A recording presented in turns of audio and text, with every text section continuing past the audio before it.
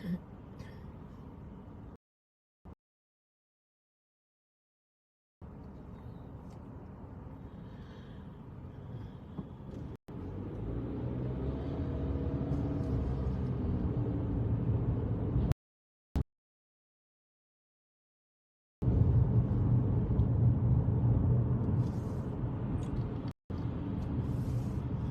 जी, आज तो ना लाइट भी कहती है रुक रुक रुक रुक रुक के चल, रुक जा ओ जाने वाली रुक जा। लाइट भी आराम से कहती है चल। गीत भी याद आ गया, रुक जाओ जाने वाली रुक जा, मैं तो रही तेरी मंजिल का। वाह, पहले मेरे को गीत याद आ रहा था क्या सा। ओ, दुनिया बनाने वाले क्या तेरे मन में समाई, काहे को दुनिया बनाई। वाह, जब हम गीत भी गाते हैं, जब गीत को भी सुनते हैं, अगर वहां पर भी हमारा एहसास नहीं जागेगा जिंदगी के प्रति, तो फिर क्या फायदा। जिंदगी में जितने धार्मिक गीत हैं, मेरे पर उनसे ज्यादा बड़ा ही असर किया फिल्मी गीतों ने। कितना अच्छा है। राज कपूर पूछता है दुनिया बनाने वाले क्या तेरे मन में समाई, काहे को दुनिया बनाई। वाह, तू भी तो तड़फा होगा मन को बनाकर, आई तो होगी नवी आंखों में तेरी, आंसू भी छलके होंगे पलकों से तेरी। वाह, फिर उसके बाद मेरे में गीत, जब 2 बारी लाइट मिली तो मेरे में गीत चालू हो गया, रुक जा ओ जाने वाली रुक जा, मैं तो रही तेरी मंजिल का। So sweet. तो फिर अब मेरे गीत दिमाग में आ रहा है। हाँ, एक सवाल आ गया गीत गाते गाते, बहुत ही आप भी कहोगे कि जरूर इसका दिमाग खराब है। वाकया ही दिमाग खराब है, क्योंकि दिमाग खुदा ने, आपने पोस्ट भी देखी होगी, खुदा ने खाली दिमाग दिया था। जैसे कबीर ने कहा, ज्यों की त्यों धर दीनी चदरिया। हुण मेरी चदरिया कौन सी है? दिमाग खाली। खाली दिमाग से आई हूँ और खाली दिमाग के साथ ही परमात्मा के पास चली जाना है। मैंने उस पोस्ट में लिखा है कि परमात्मा भी कहेगा, अपने सिर पर हाथ मारेगा कि जे कौन सा मैंने नमूना बना दिया है, खाली दिमाग से भेजा था कि भर कर लेके आएगी, जे खाली दिमाग ही वापस लेकर आ गई है। तब मैंने भी खुदा को कहना है, परमात्मा को कहना है कि मैं कबीर का जे पढ़ लिया था, ज्यों की त्यों धर दीनी चदरिया।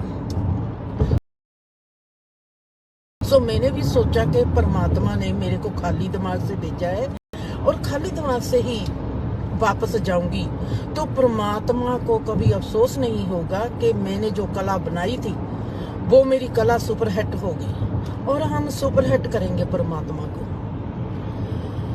वाह, तभी मेरे में एक गीत गाते गाते एक सवाल और आ गया, अगर आप सबको, आपके पास कृष्णा का नाम लूंगी तो आपको उतना सुंदर नहीं लगेगा, क्योंकि कृष्णा पहले ही एक लड़के और लड़कियों के लवर्ज हैं, और लवर्ज नहीं गीत गाएंगे तो और कौन गाएगा। सो कृष्णा के साथ ये बात मेरी ढुकती नहीं। सो मैं आप नाम कबीर का ही ले देते हैं। चलो, कबीर आपको आके कहे कि मैंने ब्याह का गीत गाना है, मैरिज सॉन्ग गाना है, और आप क्या सोचोगे।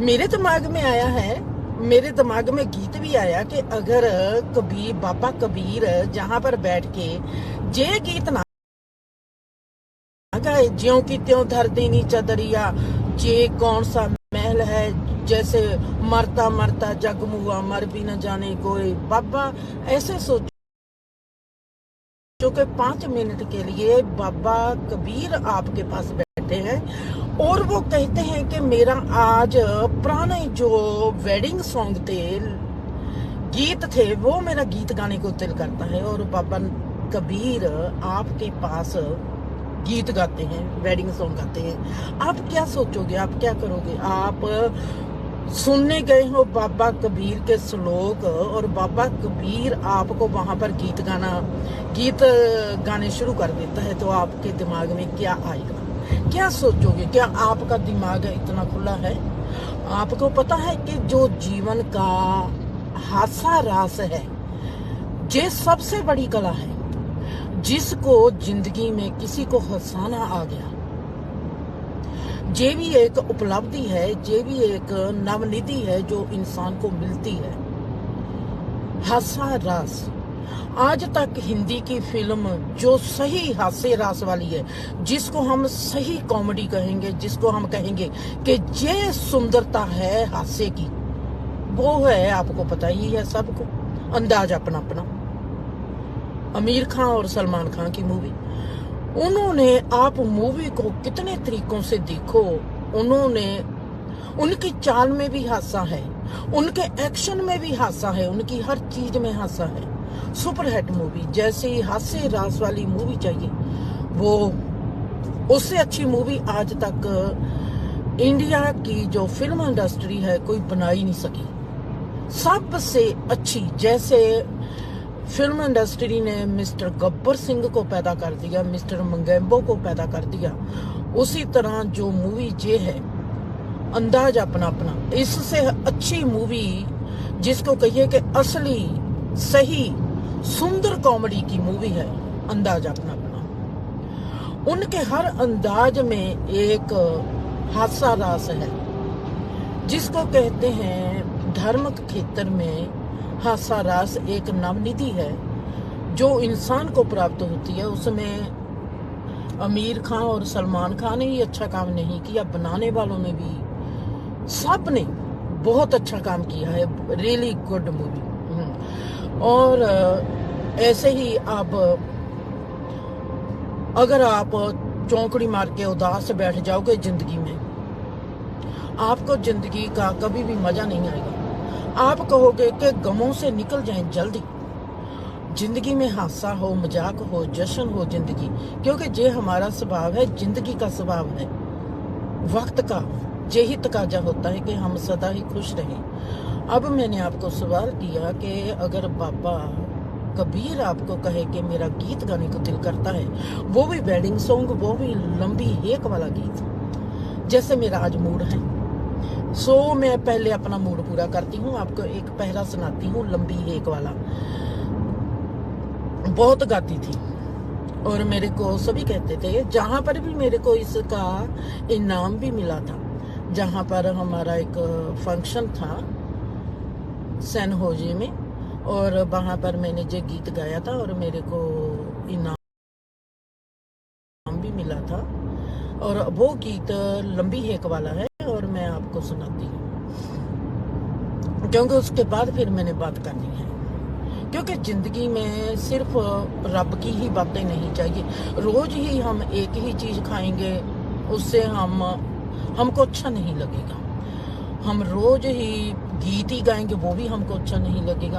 हम सब कुछ खिचड़ी बनाकर ही खाते हैं जीवन को, तो मजा आएगा जिंदगी का। ना साथ हमारी जो तंदुरुस्ती है मन की और बॉडी की, वो भी अच्छी रहेगी, क्योंकि दाल भी मिलेगी और चावल भी मिलेंगे, घी भी मिलेगा, लून भी मिलेगा, सभी कुछ मिलेगा। सो खिचड़ी को दही के साथ ही खाते हैं तो ज्यादा तंदुरुस्ती आएगी, एंटीबायोटिक भी मिल जाएगा। अब हम गीत गाते हैं, एक पैरा ही गाऊंगी। कितने तेला डालियां नी पत्ता वालियां नी मेरा पतला माही, कितने तेला मां से तू उतना समझ न आई। किसी भी लोक गीत आप देखोगे उसके विच एक बहुत सुंदरता होती है, और उस वक्त के तकाजे की भी वो बात करता है, और उसमें एक बहुत ही गहरा राज भी छुपा हुआ होता है। इसमें एक औरत का मनोबल भी है, और अपने दिल की बात भी कहती है, और कहती भी अपने शर्मीलेपन में है। कहती है कि मैं कह भी दूं बात, पर मेरा जो औरतपन है वो भी ढके का ढका रहे। बड़े ही सुंदर अंदाज होते थे। वाह क्या बात है। मिट्टी का बावा बनानी आनी जगह, पानी आनी नाले देनिया खेसी, नारो मिट्टी के आ भावे आवे तेरा प्यो परदेसी। मिट्टी दा बावा बनानी आनी जगह, पानी आनी नाले देनिया खेसी, नारो मिट्टी दिया भावे आवे तेरा प्यो परदेसी। किथे ते लामा टालियां नी पत्ता, वालियां नी मेरा पतला माही। किथे ते लामा से तूत ना समझ नू समझ ना आई, बेड़े च लामा डालियां नी पत्ता, वालियां नी मेरा पतला माही। भाग्य च लामा से तूत ना समझ नू समझ ना आई। किस तरह कहती है, मैं थोड़ा सा उल्ट कर गई हूँ।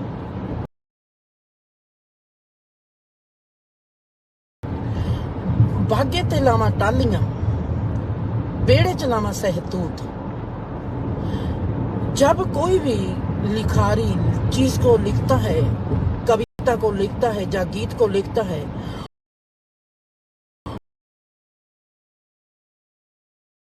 उसके मनोबल, उसके भीतर क्या है, वो किस चीज को दोहराना चाहता है।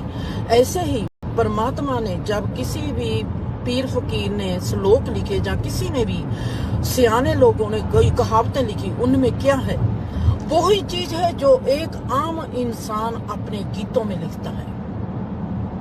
एक मनोभाव,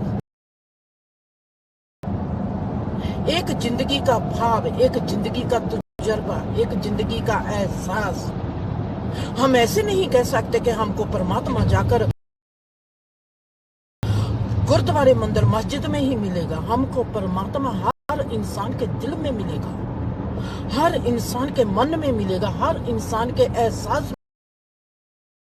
में मिलेगा, हर इंसान के अनुभव में मिलेगा कि वो परमात्मा को, इस जीवन को देखता कैसे है और वो उस जीवन को चखता कैसे है। एक और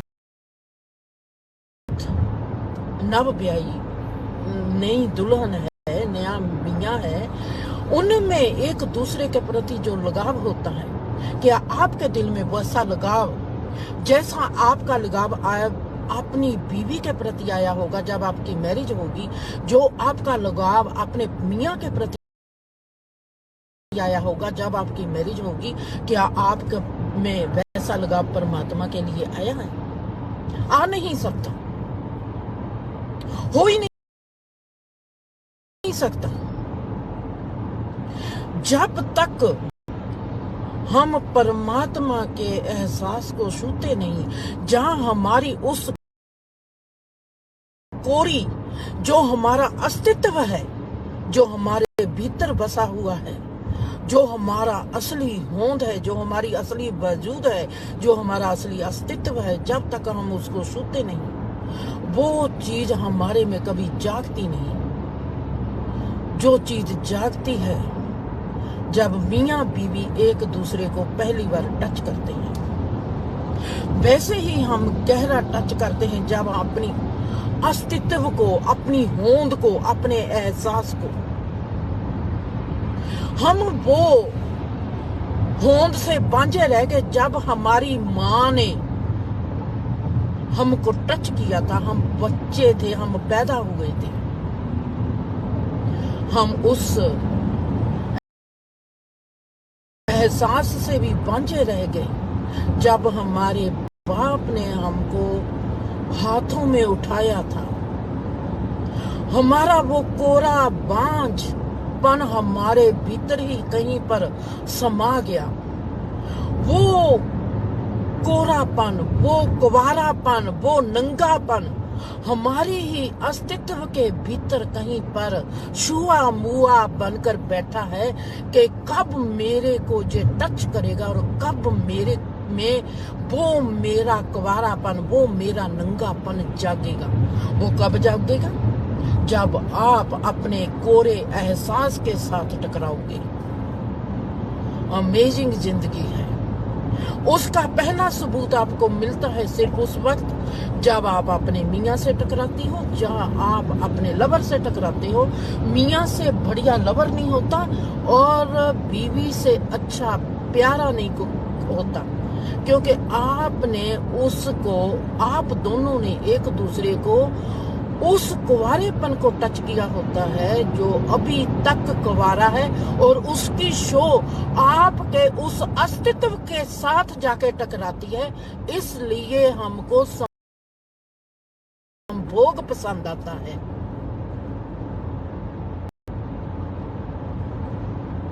आप सोचो, संभोग की प्रथा से आपका अस्तित्व तक एक लहर जाती है।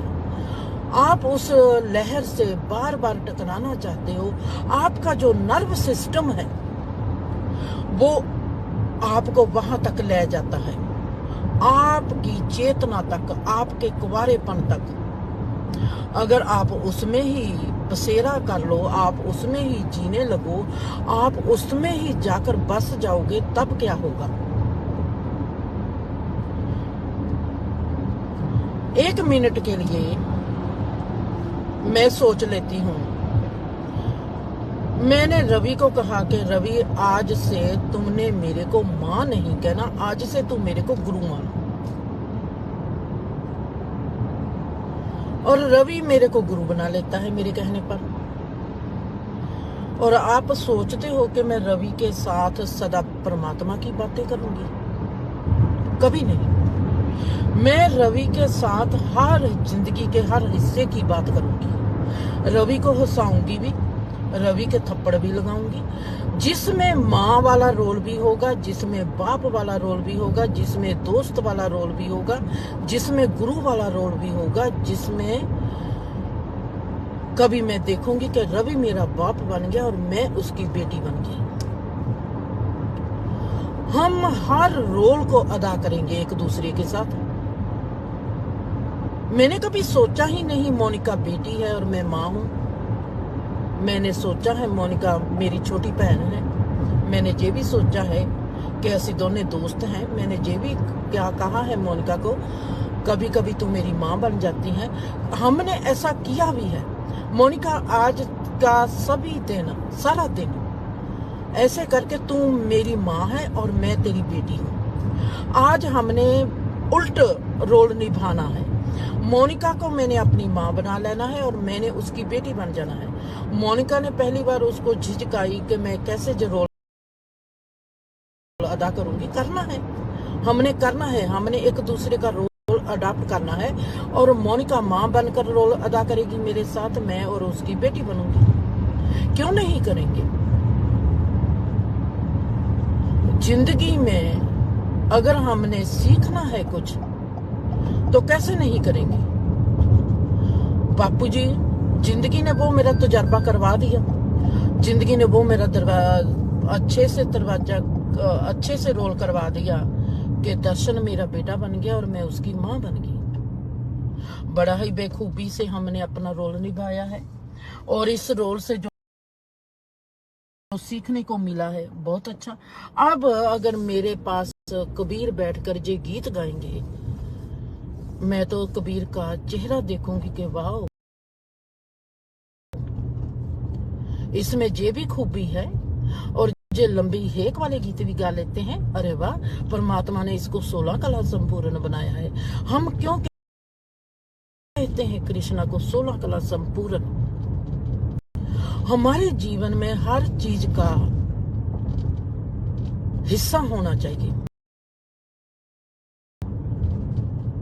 मेरे को पता है कि मैंने जब डेवी को कहा, डेवी आज तू मेरा बाप, आज का दिन तू मेरा बाप है और मैं तेरी बेटी हूं, तू बापू जी का रोल अदा कर। और आप मानोगे नहीं, मैंने डेवी में एक आदत है, जैसे बापू जी चलते थे वैसा डेवी चलता था, पीछे हाथ रख कर। और मैं डेवी से पूछती हूँ, बापू जी आप क्या खाओगे? और डेवी मेरे को कहता है, आज मेरा जे कर, आज तुमने मेरा जे करना। मैंने डेवी को हंसकर कहा, बापू जी तो ऐसा कहते ही नहीं थे, जे कहां से मेरा बाप पैदा हो गया। अगर मैं और डेवी दोनों मिलकर माँ बेटे का रोल तो हमको खुदा ने दे ही दिया है, अगर हम बाप बेटी का रोल भी अदा करेंगे, अगर हम दोनों एक दिन भाई बहन भी बन जाएंगे, क्यों नहीं। जिंदगी में हमारे हासा रस कहाँ है? जिंदगी में हम कब हंसते हैं? रूह से। हम रिश्तों को रिश्ते बनाकर ही सदा जीते हैं। बीवी बीवी बनी रहती है, मियाँ मियाँ बना रहता है। हम एक दूसरे को फर्ज याद करवाते रहते हैं, हम अपने आप के कभी फर्ज याद नहीं करते। हम अपने अधिकारों की बात करते हैं सदा, पर दूसरे को सदा ही याद दिलवाते हैं, तुम्हारा ये फर्ज है, तुम्हारा ये फर्ज है। हमारे कौन से फर्ज हैं? हम क्या करते हैं? अगर मैंने डेवी को ये सिखाना है कि भैया क्या होता है, बाप क्या होता है, तो क्यों नहीं मैं उसके साथ एक दिन के लिए ये रोल अदा कर लेती। मैं देखती हूँ कि परमात्मा ने कितनी खूबी से मेरे को भरा है। इसलिए मैंने आज लिखा है कि जितनी आकड़ समझ में होती है, अकल में होती है, उतनी आकड़ किसी में भी नहीं होती। जितना गुरूर प्यार को अपने आप पर होता है, उतना गुरूर कभी किसी में नहीं होता। प्यार में गुरूर होता है, अकल में आकड़ होती है। और ये दोनों ही परमात्मा के राइट हैंड है और लेफ्ट हैंड है। एक को मैंने बना दिया गब्बर सिंह और एक को बना दिया मंगेम्बो। अब मैं सोचती हूँ, अकल परमात्मा का राइट हैंड है और प्यार परमात्मा का लेफ्ट हैंड है, और दोनों ही गब्बर सिंह और मंगेम्बो है। अब मेरा क्या होगा? मैं कालिया से पूछती हूँ, मिस्टर कालिया अब मेरा क्या होगा? जिंदगी में अगर हमारे हासा रास नहीं, अगर हम रिश्तों में नहीं हंसेंगे तो कहाँ हंसेंगे? जिंदगी में गुरु से बड़ा रिश्ता कौन होता है? गुरु से रिश्ता हमारा होता है आत्मा का। अगर वही रिश्ता हम अपने घर में बना ले, तो हम अपने घर के लोगों को क्यों नहीं अपना गुरु बना सकते? हम अपने घर के लोगों से क्यों नहीं सीख सकते? हमारे बच्चों के कर्म अलग हैं, हमारे माँ बाप के कर्म अलग हैं, हमारे अपने कर्म अलग हैं। हम सबके जो कर्मों की दिशा है वो अलग अलग है। हम क्यों नहीं कर सकते? जब तक हमारा अपना मन सुखी नहीं होता, हम किसी को सुख नहीं दे सकते। जब तक हमारी रूह खुश नहीं होती, हम अपने घर के वातावरण को खुश नहीं रख सकते। मैं तो रह ही नहीं सकती अगर घर में थोड़ी सी भी टेंशन है, कितनी भी बड़ी महाभारत क्यों ना हो।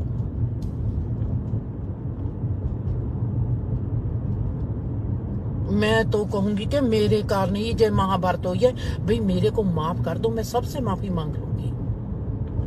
अगर आप जिंदगी में शांत रहना चाहते हो, सुखी रहना चाहते हो, खुश रहना चाहते हो, ये चॉइस मेरी है कि घर में कोई लड़ाई झगड़ा ना हो। अगर किसी के कारण लड़ाई झगड़ा हो भी गया है तो सबसे पहले मेरा ही फर्ज बनता है, क्योंकि मैं घर में शांति चाहती हूँ, मैं अपनी जिंदगी में शांति चाहती हूँ, तो मेरा ही फर्ज बनता है कि मैं ही, अगर मेरा कोई कसूर भी नहीं है तो मैं ही अपना कसूर मानकर पहले उस घर में शांति कायम कर लूं। फिर उसके बाद देखती हूँ मोनिका और डेवी झगड़े क्यों थे। शांति की ग्राउंड पर जो फूल खिलेगा प्यार का, वो कहीं भी नहीं खिलेगा।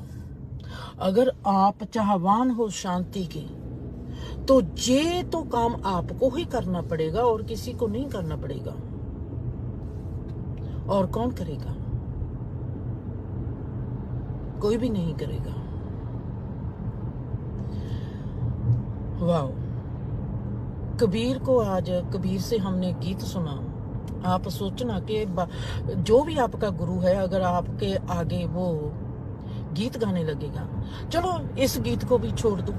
अगर कबीर, ये तो बहुत अच्छा गीत था, मैंने लंबी हेक वाला जो गीत सुनाया, ये तो गीत अलग था। अगर कबीर आकर ये गीत गान लग जाए, मोनिका ओ डार्लिंग, जो फिल्मी गीत है, आप क्या सोचोगे?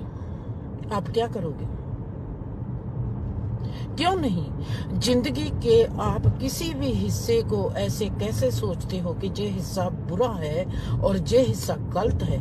परमात्मा ने कोई भी हिस्सा बुरा नहीं बनाया, परमात्मा ने कोई भी हिस्सा अच्छा नहीं बनाया। ये हम पर डिपेंड है कि हम किस हिस्से को कैसा मानते हैं। मैं किस हिस्से को कैसा सोचती हूँ, कैसा मानती हूँ, ये मेरे पर है।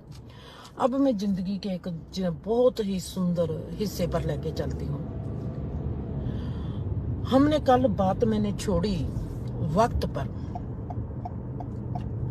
हमारा जो वक्त है, जब हम खुश होते हैं जिंदगी में हमारा वक्त हम भूल जाते हैं। इसको बहुत ध्यान से सुनना, आपको जिंदगी का एक बहुत गहरा अनुभव बताती हूँ।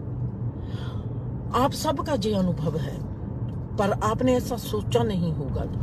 जैसे मैं अब आपको बताऊंगी, आप जिंदगी का बहुत ही गहरा, आप जिंदगी की बहुत गहरी खुशी में हो और आप जिंदगी की इस गहरी खुशी में आप भूल गए हो कि वक्त क्या है। वक्त को भूल गए और आप दुख में हो। आपको वक्त बहुत याद है क्योंकि आपकी जो रफ्तार है धीमी हो गई है। जैसे मैंने अब अपनी कार की रफ्तार धीमी कर ली क्योंकि आले दुआले सुंदरता है। मेरे को है कि आप इस सुंदर सड़क को देखो, पर मैंने कार धीमी कर ली, स्पीड धीमी हो गई। सुंदरता में हम बोर नहीं होते। सुंदरता में हम ऐसा नहीं कहेंगे कि जल्दी चलाओ। धीमी स्पीड में हमको आनंद आएगा। हम इस मनोरंजन, इस हिस्से को प्यार से देखेंगे। दुख में जो हमारी स्पीड होती है वक्त की, वो धीमी हो जाती है। क्यों? आपको दूसरा स्टेप लेके जाती हूं। और वक्त का जो दुख होता है, जितनी धीमी स्पीड में हम दुख में जाते हैं उतना ही दुख को हम भूल जाते हैं जल्दी ही। हम कहते हैं कि जो वक्त होता है वो बड़े से बड़े जख्म की मलहम बन जाता है और हम भूल जाते हैं। आपको पता है कि क्यों? अब सुख में, आपके घर में कोई फंक्शन है, आपके घर में कोई आपको उपलब्धि हुई है, आपके घर में कोई शादी है, आप खुश हैं जिंदगी में, उस खुशी में आप वक्त को भूल गए।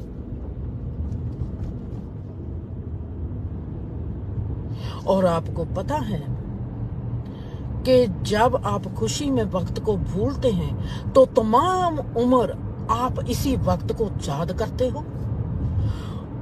दुख में भूला, दुख में याद हुआ जो वक्त है उसको वक्त मिटा देता है। सुख में भूला हुआ वक्त आप तमाम जीवन भर याद रखते हो। क्यों?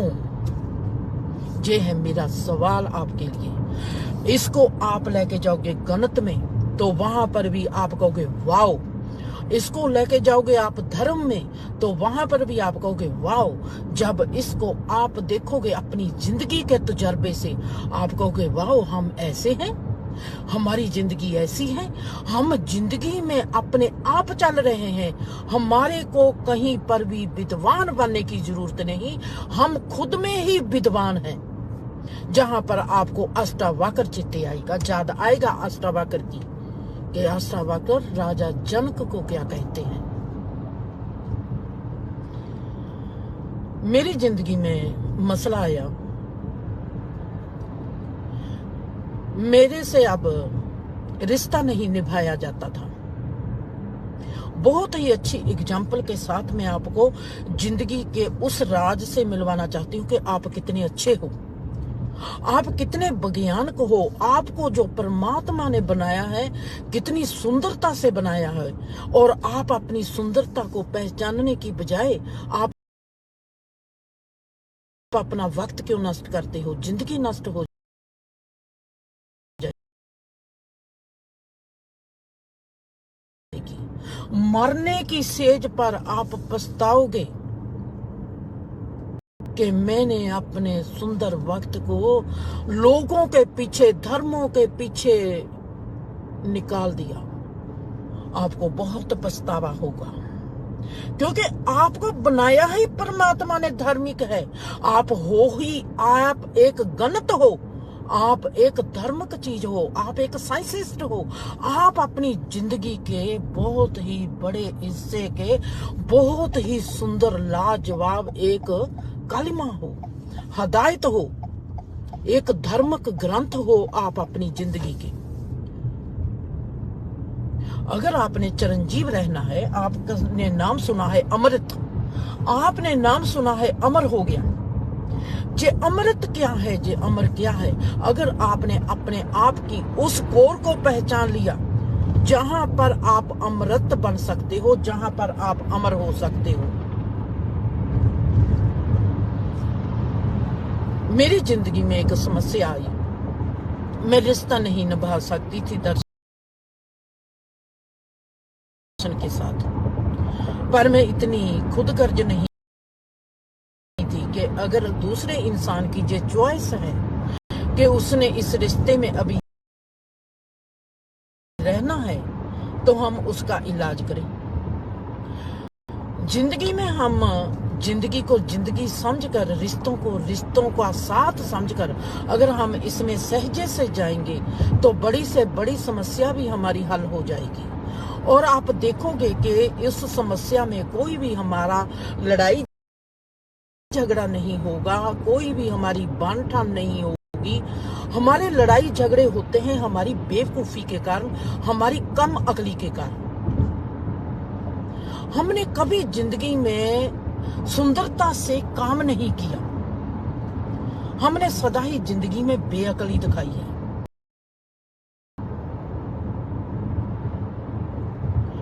बेअकली ही झगड़ों का कारण है। अगर आपकी किसी के साथ बनती नहीं, आपको इस बात का बड़ी तकलीफ होगी। अब अगर आपकी जिंदगी में किसी के साथ बनती नहीं, वो सिर्फ है कम अकली के कारण, इग्नोरेंस के कारण।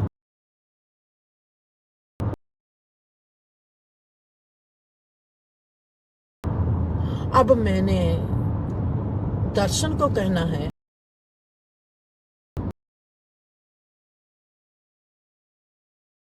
कि मैं ये रिश्ता निभा नहीं सकती। ऐसे करो, आप शादी कर लो, जहां अपनी गर्लफ्रेंड बना लो। और मैं बड़े ही सुंदर तरीके से इस चीज को हल कर गई। कैसे? मेरे में एक सवाल आया, घुट घुट कर मरना क्या होता है? क्या मैं घुट घुट कर मरूंगी तो मैं ऐसे सोचूंगी कि अगर मैं घुट घुट कर मरती हूं पर दर्शन नहीं मरता। मैंने देखा कि नहीं, हम दोनों ही घुट घुट कर मरेंगे, घुट घुट मरेंगे, तमाम उम्र मरना पड़ेगा। अगर इसका हल कर लेंगे कि हम इस घुटन से बचना चाहते हैं तो हमको 1 साल लगेगा या 1.5 साल लगेगा। एक लेंथ है 30 साल की, 30 साल हमको घुट घुट कर मरना पड़ेगा। एक लेंथ है 1 साल की, हमको लड़ाई झगड़ा करना पड़ेगा, हमको एक दूसरे के विरोध में खड़ा होना पड़ेगा, हमको एक दूसरे को समझाने के लिए कभी ऊंची बोलना पड़ेगा, कभी वो मेरे पर हमला करेगा, कभी मैं उस पर हमला करूंगी। ये सिलसिला हमारा 1 साल तक चलेगा। जहां तो मैं एक दुख को 1 साल झेलूं, जहां मैं उस दुख को 30 साल झेलूं। ये मेरे पर डिपेंड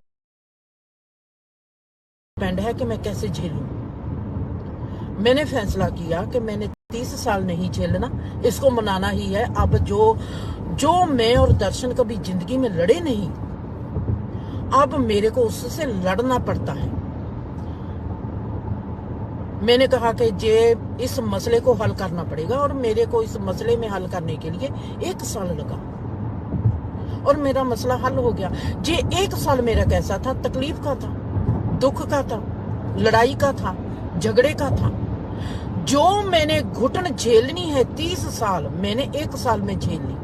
हम जब हमारी किसी के साथ बढ़ती नहीं, जहाँ तो हम साथ रहकर वो दुख को झेले, जहाँ हम अलग होकर वो दुख को झेले। अगर हम साथ रहकर वो दुख को झेलेंगे, सदा ही हमारा दुख जो होगा लंबा होगा। अगर हम अलग रहकर वो दुख को झेलेंगे, वो दुख लंबा नहीं होगा, छोटा होगा, पर उस दुख की गहराई जो हमने 30 साल से जिंदगी से सीखना है, वो हम 1 साल में जिंदगी से सीख लेंगे। अब आप इस बात को जहां पर रखते हैं, इसको जहां पर फिर उठाएंगे।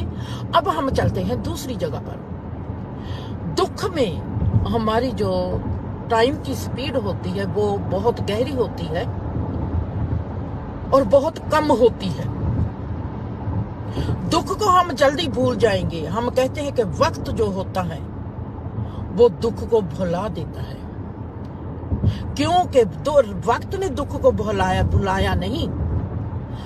हमने दुख की रेशों को उतना ही जिया है जितना हमने 30 साल जीना था। वो दुख सिमट कर इतना गहरा हो गया था। पहले हमने किस्तों में दुख को जीना था। आपने देखा होगा कि जो औरत है, जब कोई दुख तकलीफ होती है तो औरत दुख तकलीफ को पीटती है, लड़ती है, झगड़ती है, और आदमी आराम से बैठ जाता है। आदमी ने दुख को किस्तों में जीना होता है। आदमी का जो स्वभाव है वो किस्तों में जीता है। ऐसा नहीं कि औरत को ही तकलीफ होती है, आदमी को तकलीफ नहीं होती। दोनों को तकलीफ होती है। दोनों का जो तकलीफ को सहने का तरीका है, दोनों का अलग है।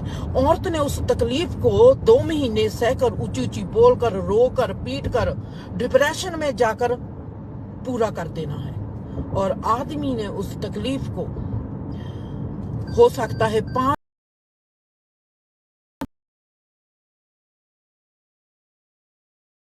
साल जिए, हो सकता है 6 साल जिए, हो सकता है 10 साल जिए, क्योंकि उसने किस्तों में दुख को झेलना है।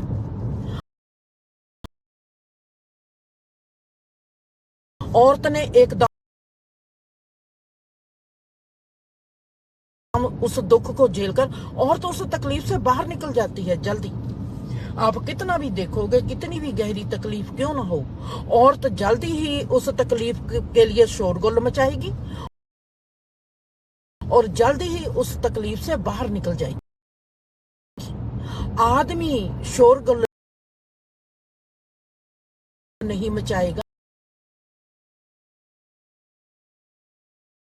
रोला नहीं पाएगा, शोर नहीं मचाएगा, पर उस तकलीफ में आदमी को निकलते निकलते ज्यादा वक्त गुजर जाएगा।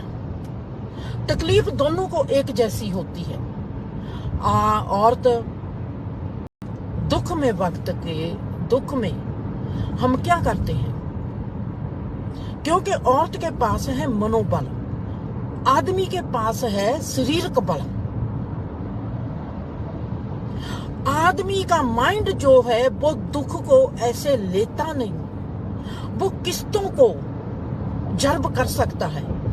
औरत किस्तों में नहीं जी सकती। वो कहती है अगर दुख आया है तो दुख को, इसका काम निपटे ही लेते हैं।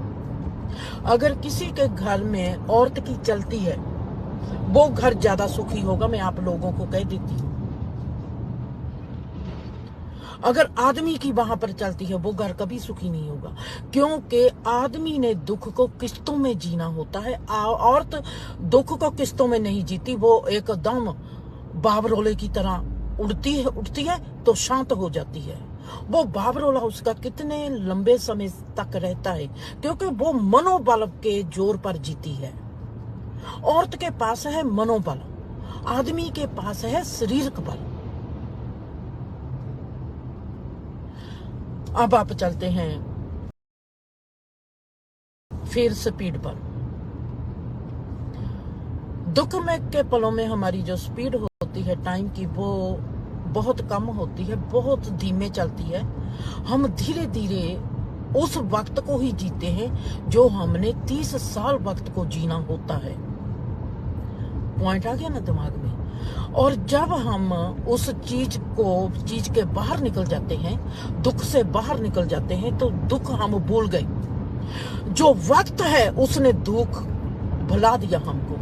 अब हम जाते हैं सुख में, हम भंगड़ा पाते हैं। उस वक्त हम वक्त को भूल जाते हैं और तमाम उम्र हमको वो याद रहता है कि हमारे में वो फंक्शन हुआ था, हम उस वक्त दोस्त मित्रों के साथ थे, क्या मजा आया था। ये चीज हमको तमाम उम्र याद रहती है, खुशी की, सुख की, क्योंकि उस वक्त हम उस वक्त को भूल गए थे और वक्त कभी भूलता नहीं। जिस चीज को हमने वक्त में याद रखा वो था दुख। मेरे को दुख क्यों हुआ, मेरे को दुख आया कैसे, जे मेरे से गलती क्यों हो गई। मैंने इस गलती ब्रीक से ब्रीक जाकर हम दुख का पूरा पोस्टमार्टम कर देते हैं। जब उस दुख से बाहर आते हैं तो दुख का हम किसी से सुनना भी नहीं चाहते। मैं सच बात कहती हूँ, बापूजी की डेथ होती है, मैं नहीं चाहती कि मेरे साथ कोई भी आके अफसोस करे बापूजी का। जे हमारे जो किसी के घर में भी हम सब के घरों में मौत होगी, हमारी भी मौत होगी, हमारे प्यारों की भी मौत होगी। मैं नहीं जानती आप लोग इस चीज का जब चाहते नहीं कि कोई आपको बार बार आके आपसे लिपटे और बार बार आकर आपसे अफसोस करे। आपकी जब ये चाहना नहीं है, जो बापूजी जब मरे थे, जो दुख मेरे को हुआ था वो मेरी सहेली को कैसे होगा, हो ही नहीं सकता। जब मेरी दोस्त का बाप मरेगा, जो मेरी दोस्त को दुख होगा मेरे को नहीं होगा, कैसे होगा। जो मेरा प्यार था बाप के साथ, मेरे बाप के साथ, जो मेरी दोस्त का प्यार है उसके बाप के साथ, वो मेरा प्यार कभी नहीं होगा। हम रिश्तों को इजी क्यों नहीं लेते, हम रिश्तों को आसानी से क्यों नहीं देखते, हम क्यों समाज की खातिर ऐसा करते हैं। हमारे दिल में गहरी ख्वाहिश है कि जब हमारे किसी की मौत होती है, हमारे घर में कोई अफसोस करने ना आए, तो सबसे पहले मैं ही किसी के घर में नहीं जाऊंगी। मेरे सभी दोस्तों को पता है, रूपा को भी पता है, रूपा के अभी मम्मी डैडी पापा जींदे हैं। मैंने रूपा को पहले ही कहा हुआ है कि कभी भी आस ना रखना, जब जिंदगी में तुम्हारे घर में ऐसी घटना घटेगी मैं नहीं आऊंगी, क्योंकि मेरे को अफसोस नहीं होगा और मैं झूठे खेखन, झूठे पखंड मैं नहीं करूंगी। जब मेरे को, मैं क्यों करूंगी किसी की मौत का अफसोस। मौत हमारी जिंदगी का एक जरूरी हिस्सा है, मौत होनी है। इससे अच्छा है कि जब मैं जींदे इंसानों को देखती हूँ मैं उनका जश्न मनाऊं। मौत के अफसोस से ज्यादा मेरे को जींदे इंसान से प्यार है। जब तक मैं जींदी हूं, मैं जींदे इंसानों के साथ उनकी जिंदगी का जश्न मनाऊंगी, ना कि उनकी मौत का अफसोस मनाऊंगी। अफसोस मैं क्यों मनाऊंगी, मेरे को यही आज तक पता नहीं।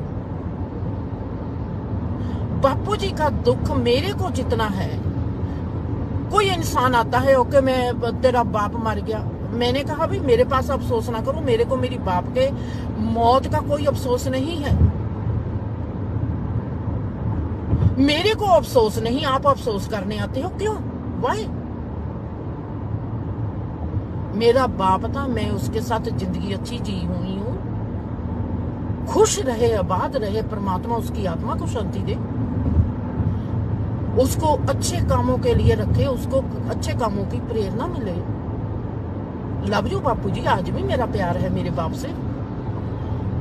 क्या आप जो मेरे दोस्त हो,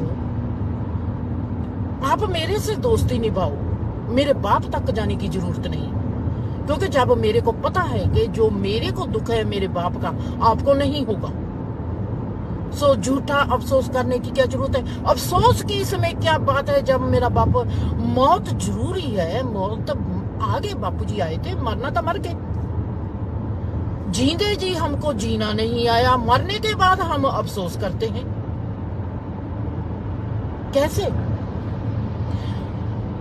किसी का, मेरे दोस्त की माँ या दोस्त के बाप की अफसोस मौत होगी, मैं उसका साथ दूंगी अगर उसको जरूरत होगी कि इसके घर में डेथ हुई है, अगर इसको किसी चीज की जरूरत है तो मैं इसकी चीज को पूरा करूं, और मैं जाकर वहां पर रोने पिटने लग जाऊं। वो मेरे को जो कहेंगे कि ऐसी है ऐसी बातों में मैं दखलंदाजी नहीं करती। परमात्मा ने मेरे से पूछकर किसी को जन्म नहीं दिया, परमात्मा ने मेरे से पूछकर किसी को मारना नहीं। मेरे को परमात्मा ने दिया है कि तुम सब समकाली हो, एक दूसरे के साथ मिलकर रहना है, एक दूसरे को प्यार करना है, एक दूसरे का जश्न मनाना है। मैं आप सबका चाह मनाऊंगी, मैं आप सबको जफ्फी पाऊंगी और आप सबके प्यार भेजूंगी। That's all. हमने अमर होना है, हमने अमर तत्व को पहचानना है। अब आपको पता चल गया स्पीड का। सुख में हम जो चीज को भूल जाते हैं, सुख भी हमारा उतना ही वक्त लेता है जितना दुख हमारा वक्त लेता है। आपको हैरानी होगी कि जिंदगी में हमारे जितने सुख हैं उतने ही हमारे दुख हैं, जितने हमारे दुख हैं उतने ही हमारे सुख हैं। इन सुख और दुखों से पार होने का क्या है? हम सुख से पार होंगे तो दुख से भी पार हो जाएंगे, हम दुख से पार होंगे तो सुख से भी पार हो जाएंगे। हमको ना सुख का आभास होगा ना हमको दुख का आभास होगा, हम जाकर करेंगे कैसे? अब देखो, मैं कार की स्पीड में जा रही हूँ, कल की बात फिर आती है। मेरी स्पीड है कार की, कितनी है? 60 की स्पीड है। अब जो मेरी भी स्पीड 60 की होगी, और जब मैं साइलेंस में जाती हूँ, साइलेंस की स्पीड है पर हमको दिखाई नहीं देती, स्पेस की स्पीड है पर हमको दिखाई नहीं देती, चेतना की स्पीड है पर हमको दिखाई नहीं देती। जब ये तीनों स्पीड बराबर हो जाएगी तो मेरी मैं की स्पीड भी बराबर हो जाएगी। मेरी मैं है, जो जिंदर है, वो चेतना के साथ स्पीड में एक स्पीड हो गई। अब वहां पर ना मैं की स्पीड रहेगी, जब मैं नहीं तो वक्त नहीं, तो वक्त की स्पीड नहीं रही, तो हम हो गए काला अतीत। वहां पर इस बात को छोड़ देते हैं। अब हम कहते हैं कि रोशनी जो होती है, रोशनी के 7 रंग होते हैं। इस बात से मैं आपको समझाती हूँ। रोशनी के 7 रंग होते हैं। 7 रंग रोशनी में कैसे पैदा होते हैं? रोशनी जब जिस बिंदु से चलती है वहां पर उसमें एनर्जी पूर्ण होती है। जैसे जैसे एनर्जी फैलती जाती है, उसकी जो स्पीड है वो बढ़ती रहती है, पर जो एनर्जी है फैलती जाती है, एनर्जी फैलने के कारण हमारी एनर्जी में जो ताकत होती है वो कम होती जाती है। मतलब कि जो लाल रंग है, मूल धारा चक्कर है,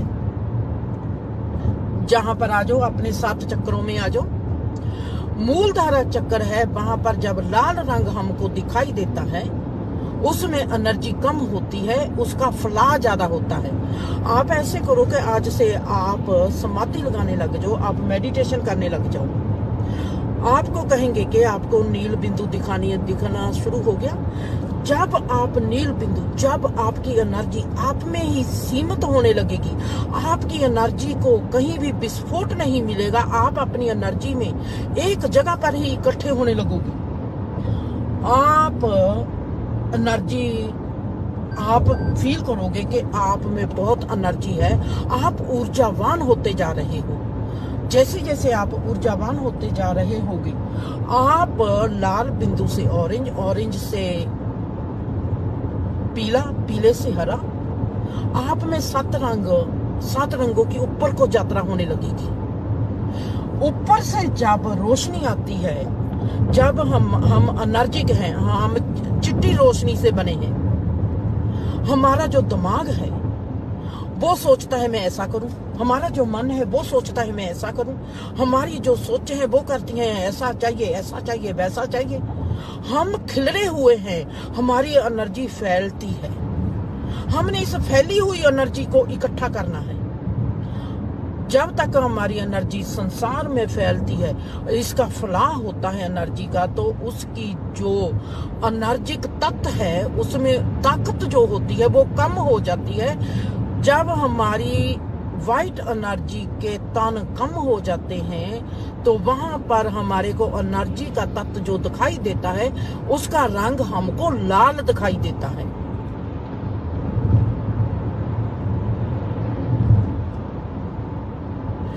इसको आप गणित में देखो, इसको आप साइंस में देखो, सेम थिंग।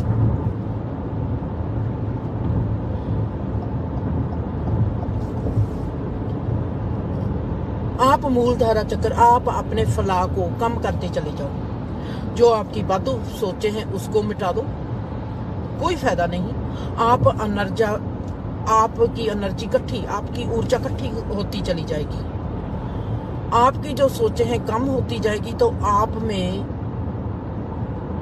ऑरेंज कलर, मतलब कि आप अपने आप में फील करोगे आगे से आप ताकतवर हो। आप में पीला रंग आ जाएगा तो ज्यादा ताकतवर आ जाएगी। इसमें एक और गणित है, जैसे फ्रूट है, फल है।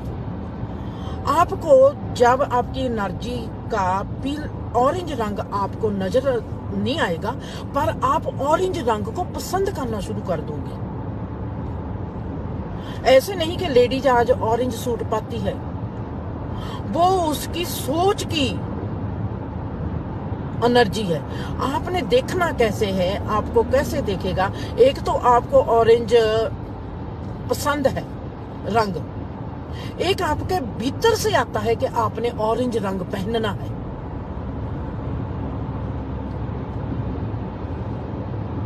वो क्यों?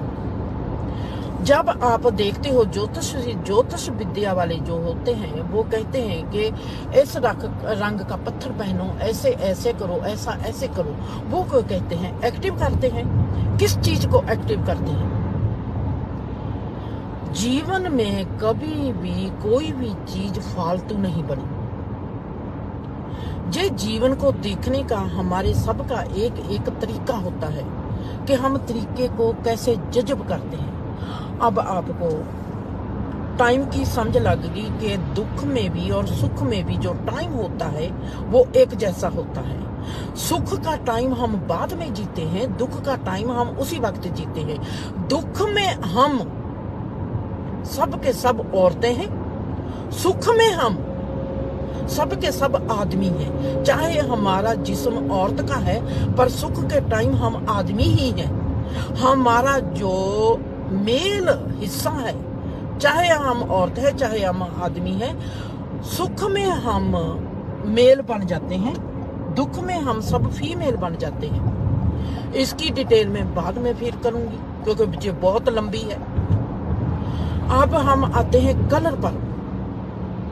जिंदगी के जो जिंदगी का जे संसारी रोशनी है ये है व्हाइट कलर की, और जब ये फैलती जाती है तो इसके जो एनर्जी ऊर्जावान तत्व होते हैं वो कम होते जाते हैं। जितने वो कम होते जाते हैं, जितना इसका फलाह होता जाता है, उतना ही हम जीवन में रंग दिखाई देता है। आप देखेंगे कि लाल रंग के फूल जल्दी खिलेंगे और जल्दी मुरझा जाएंगे। अगर आप मूलधारा चक्र पर हो तो जो मूलधारा चक्र है, आपकी जीवन ऊर्जा, आप ज्यादा रोगी होगी। जो सहस्त्र कमर तक इंसान रहता है। मैंने आपको कहा कि 25 साल हो गए, मेरा सिर में दर्द कभी नहीं हुआ। उससे पहले मेरे को डिप्रेशन थी। मेरी जो डिप्रेशन है वो थी धार्मिक डिप्रेशन, जिसको मैं कह दूं कि स्पिरिचुअल, जिसको बाबा नानक ने कहा उदासी। मेरे में विचार था, मेरे में सोच ये थी, हम सब एक क्यों नहीं। मेरे को मेरा पड़ोसी पसंद है, मैं उसको बुला क्यों नहीं सकती।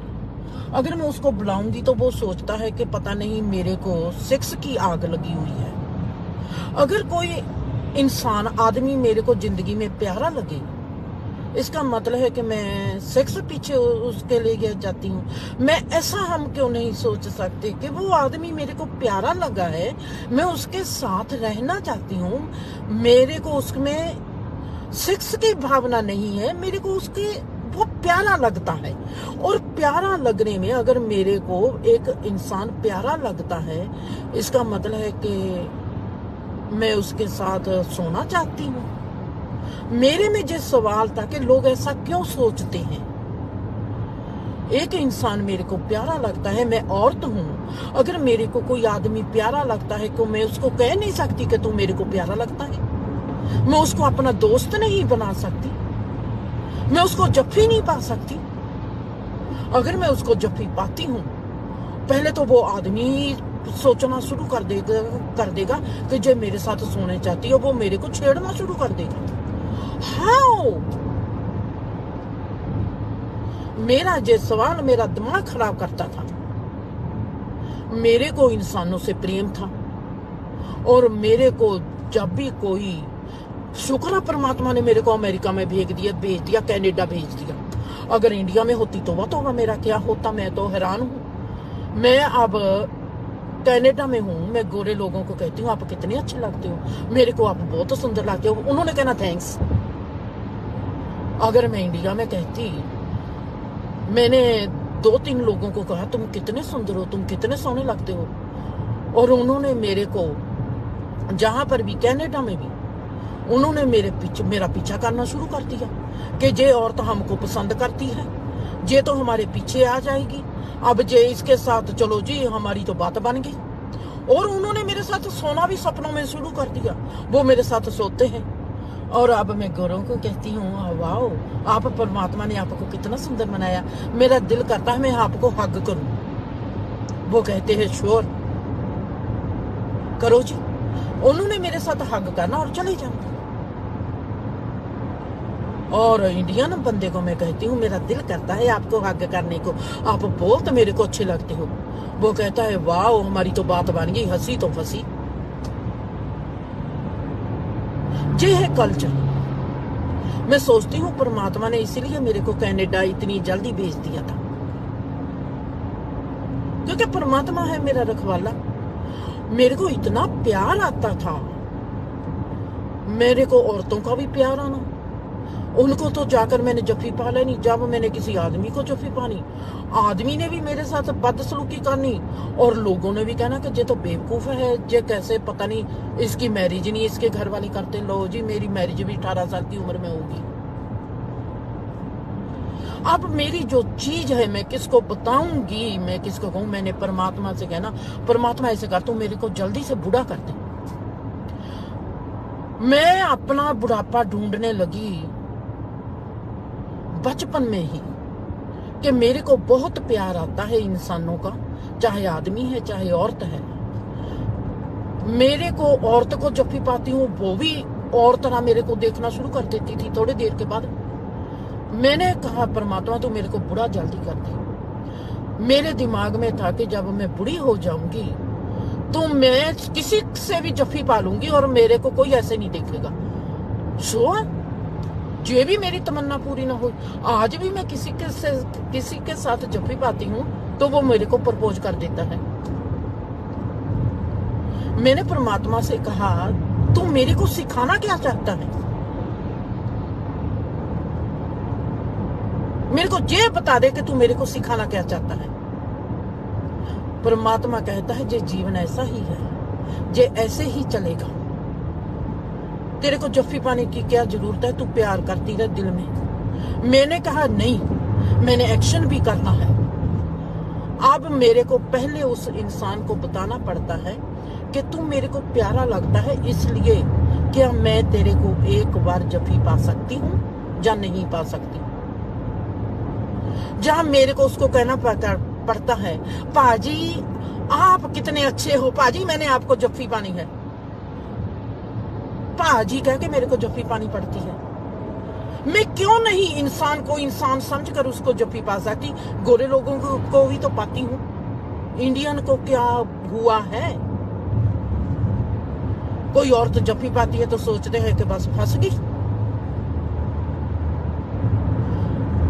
जहां बात इसको खत्म करते हैं।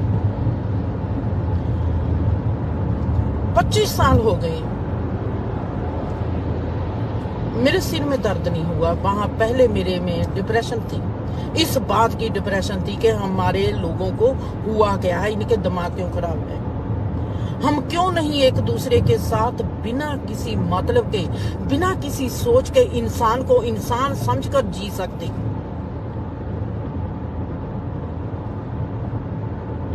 जैसे जैसे आप अपनी एनर्जी इकट्ठी करते जाओगे, तैसे तैसे आप तंदुरुस्त होते चले जाओगे, क्योंकि हमारी एनर्जी है वाइट कलर की। वाइट कलर में कोई भी रोग नहीं। हमारा एक्शन है, प्योरिटी है। पर्पल कलर, पर्पल कलर बहुत महंगा कलर है।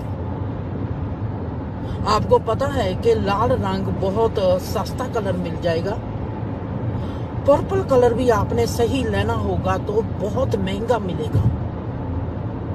पर्पल कलर बनाने को अगर लाल कलर आपको 10 रुपये का मिल जाएगा, तो पर्पल कलर आपको बनाने के लिए आपका 100 रुपया लगेगा। फिर आता है ब्लू रंग।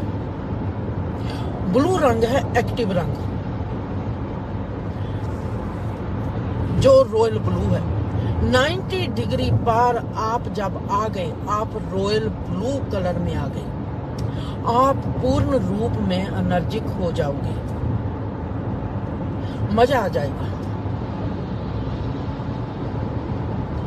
जिंदगी में जितनी हमारी एनर्जी कम होती जाएगी, उतने ही हम मूल धारा चक्कर में रहेंगे। जितनी हमारी एनर्जी हम जर्ब करते चले जाएंगे खुद में, उतने ही हमारे जो चक्र है वो लाइन में आते चले जाएंगे और हम सहस्त्र कमल में पहुंच जाएंगे। इसको आप गणित के हिसाब से भी देखेंगे और इसको आप विज्ञान के हिसाब से भी देखेंगे, और इसको मैंने आपको दिखाना है ब्रह्मांड के हिसाब से। मानोगे नहीं, रात में और इस बात के बाद मैं कैंसिल करूंगी, प्रोग्राम समाप्त करूंगी, क्योंकि मैंने अब जाना है अपनी कार की ट्यून अप कराने। इसका 5000 हो गया है। मेरा वहां पर टाइम बनाया हुआ है, मैंने 8 बजे वहां पर पहुंचना है। और मैं और रात एंजल बैठे थे, मैंने एंजल को जफ्फी पाई और मैंने कहा, एंजल परमात्मा को चाहिए बेटा, तेरे को बना ले लेफ्ट हैंड तो और मेरे को बना ले राइट हैंड। हम दोनों परमात्मा के आगे बेनती करते हैं, मेरे को और एंजल को लेफ्ट हैंड राइट हैंड बना ले। मैं एंजल के साथ परमात्मा को कहती हूँ, परमात्मा जे तुमने मेरे को कितना अच्छा बच्चा दिया है, और मैं और एंजल बनना चाहते हैं आपके राइट हैंड और लेफ्ट हैंड, हमको बनाओ। हम इतने अच्छे, मेरे को तजर्बे करवा रहा था परमात्मा, इतनी अच्छी बातें बता रहा था मैथ की, अमेजिंग। मैं वो मैथ आपके सामने लेके आ रही हूँ और मैं कहती हूँ कि परमात्मा ने मेरे सिर को एक्टिव कर दिया, मेरे दिल को एक्टिव किया धर्म ने। धर्म ने मेरे सिर को एक्टिव नहीं किया। धर्म ने मेरे को सिखाया प्यार क्या होता है, इंसानियत क्या होती है, परमात्मा क्या होता है, जीवन क्या होता है, हमारे में सब्र क्यों चाहिए, हमारे में संतोष क्यों चाहिए, हमारे में शीलता क्यों चाहिए, हमारे में भरोसा क्यों चाहिए, हमारे में प्यार क्यों चाहिए। ये सब हमको चीज सिखाता है परम धर्म, हमको प्योरिटी सिखाता है धर्म, हमको सुंदर इंसान बनाता है धर्म, हमको कायनात से प्यार करना सिखाता है धर्म, और हमको रहस्याबादी बनाता है गणित। मेरा दिमाग, जैसे मेरा दिल एक्टिव हुआ था, आज मेरे में खुशी भी आ और आंखों में आंसू आ गए। और आज मेरे को गणित सिखा रहा है ये परमात्मा कितना रहस्यवादी है। एक वक्त था जब मैंने कहा था, बापू जी तेरे में इतना सब्र क्यों है, मैं तेरे को निचोड़ दूं बापू जी, मैं देखूं तू कैसा है सब्र वाला। हमारे हाथ में एक शिल्क लगी होती है, हम उसको निकालना चाहते हैं, हमारे कांटा लग जाता है, हम उसको निकालना चाहते हैं। उस इंसान में 100 के हिसाब से सिलते लगी हुई थी और मैं सिलते निकालती थी हाथ से। 1 महीने से ऊपर हो गया था उस इंसान के हाथों में शिलते लगी थी। बापू जी तेरे शिलते लगी है, तुमने मेरे को कहा क्यों नहीं, जिंदर मेरी नजर कम है, तू मेरी शिलते निकाल दे, तुमने मेरे को कहा क्यों नहीं। मेरा दिल करता था बापू को मैं निचोड़ दूं और मैं देखूं इसमें कितना सब्र है। आज मेरा दिल करता है मैं परमात्मा को निचोड़ दूं, मैं देखूं कि इसका रहस्य क्या है, इतना गहरा रहस्य। मेरा सिर एक्टिव है, मेरा दिमाग एक्टिव है। मेरे इस वक्त भी जब मैं आपसे बातें करती हूँ, मेरा जो नर्व सिस्टम है सिर का, वो ऐसे मेरे को महसूस होता है, मेरे तंतु हैं जो सिर के वो ऐसे एक्टिव है, मेरे को महसूस होते हैं जैसे वो घूम रहे हैं, चल रहे हैं। और मेरा दिल करता है कि परमात्मा मैं तेरे को निचोड़ दूं और देखना मैं तेरा राइट हैंड बनकर तेरे साथ बैठा। मेरे को परमात्मा ऐसा अनुभव करवाता है। वाओ, धर्म के साथ मेरा दिल एक्टिव हुआ था, आज मेरा सिर एक्टिव है गणित के साथ। मेरे को नहीं पता मैं क्या करूं, मैं ऐसे ही बीबी को कहती थी, आज मेरे पास बीबी नहीं, आप सब हो। बीबी मैं कहां मर जाऊं, बीबी मेरे को नहीं पता मैं दुनिया को कैसे जीऊंगी, मेरे को नहीं पता मैं दुनिया को कैसे बताऊं कि मेरे को आप सबसे प्रेम है। आज मैं कहती हूँ परमात्मा मेरे को नहीं पता मैं तेरे को कैसे जीऊंगी, तू इतना रहस्यवादी है। और हम धर्म में फंसे बैठे हैं, हम सोचते हैं कि धर्म हमको ब्रह्म विद्या दे देगा, धर्म हमको ब्रह्म विद्या नहीं देगा, धर्म हमको सुंदर बनाएगा, हमारे दिल को एक्टिव करेगा। सुंदरता हमारे में आएगी धर्म में और सत्य हमारे में आएगा गणित से। वाओ, परमात्मा इतना बड़ा अनोखा डिमेंशन मेरे आगे खोल कर बैठा है और मेरे को ही जिया नहीं जाता। मेरे को नहीं पता मैं कैसे जिंदा रहूंगी। मेरा पहले कदम पर ही जब मैंने धर्म की ओर कदम ही रखा था, मेरे को पता चल गया था कि मैं गई, बहुत गहरी गहराई में चली गई और धर्म मेरे हाथों में आ जाएगा। सबसे पहले मेरा इनकाउंटर हो गया था मौत से। मैंने रवि को, मैंने बीबी को, मैंने सबको कहा बापू जी, बीबी मेरे को ऐसे लगता है कि मैं वक्त से बहुत दूर निकल गई। मैं बीबी गई, बीबी मेरे को कुछ हो गया, बीबी मेरे को नहीं पता लगता मेरे को क्या हो गया। आज मैं कहती हूँ आप सबको, आज बीबी भी नहीं है मेरे पास, आज बापूजी भी नहीं है, आप सब हो मेरे पास। आज मैं कहती हूँ मेरे को नहीं पता मेरे को क्या हो गया। मेरा दिमाग एक्टिव हो गया। इस दिमाग ने पहले कदम पर मेरे को एक चीज बता दी कि जिस दिन मैंने मरना है, मैं रोशनी में मरूंगी। ऐसी रोशनी होगी जिसमें मैं जा रही होंगी। मेरा दिमाग इतना एक्टिव हो गया, ऐसी रोशनी होगी जिसमें मैं जा रही होंगी और मैं देख रही होंगी कि मैं जा रही हूं, और मैं हर चीज से वाकिफ होके उस चीज में समा रही होंगी जिसको मैं आज तक ढूंढती रही हूं। मैंने कहा था कि मैं ऐसे मरना है कि मरकर भी मैं ना मरूं। वो चीज मेरे को गणित के साथ आई है।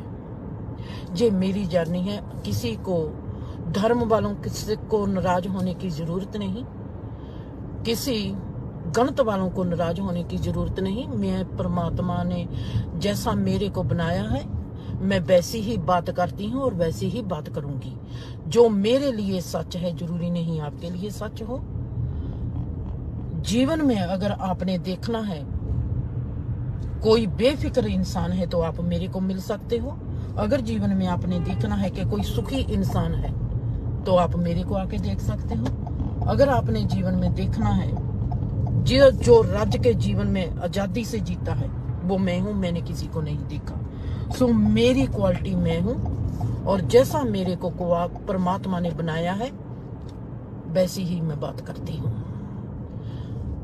धर्म ने मेरा जगाया दिल को और गणित ने जगाया मेरे दिमाग को। दिल से मैंने सीखा कि प्यार क्या है, क्रिएशन क्या है, जिंदगी क्या है, मैं क्या हूं। आज गणित मेरे को सिखाएगा जे ब्रह्म क्या है, जे 7 रंग क्या है, जे 5 खंड क्या है, जे धरती क्या है, इस धरती के पार क्या है, हम सब क्यों हैं, हमारी पहचान क्या है। जे अब सिखाएगी मेरे को गणित। खुश रहो, आबाद रहो, हंसते रहो, बसते रहो।